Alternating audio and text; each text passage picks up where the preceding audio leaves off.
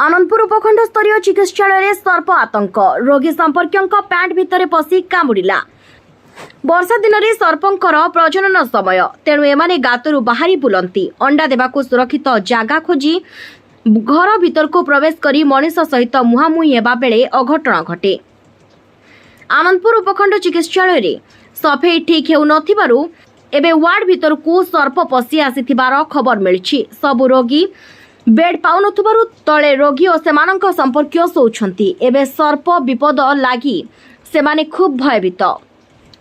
सूचना मिली कि काली अर्धरात्रि रे वार्ड भितर एक सर्प पशि आसी गैलमुंडा अंचलर जड़े रोगी संपर्क बाजू चांपिया जे शोइथिले तांकर पेंट भितर पशि कामुड़ी देछि। सेथिलागी रात्रि रे मेडिकल रे होहल्ला होइथिला।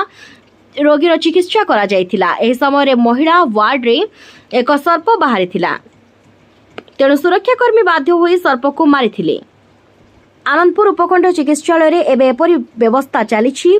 सफेई ठीक भाबरे हेउनी। जने सफेई कर्मचारी हेममुखी को मिछरे चाकरी विदा करिबारु से कोर्टर आश्रय नहीं स्वास्थ्य अधिकारी को नाकेदम करदेलेनी।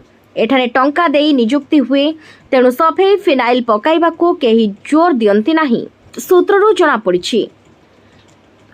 तेणु उच्च कर्तृपक्ष एही डाक्तरखाना रे सफेई को मामूली काम न भाबी गुरुत्व देले सर्प समस्यार समाधान हुअंता बोली बाजू चांपिया गड़मुंडा बड़ माँ को आनी सी डायरिया होता झाड़ा हेबार 6 तारिख दिन ताको आनिक आडमिशन करूँ ताकू जगी आसार मुझे आज राति 12:50 टाइम ठीक मेडिकल भीतर को बारंडार मुझे साप आसी कामुड़ा मत कामुड़ी फुल पेंट भीतर पशिगला आपर साप बाहर की जो लाट्रिन रूम साइड रे अड़िया आवर्जन अच्छी ता भीतर पशिला।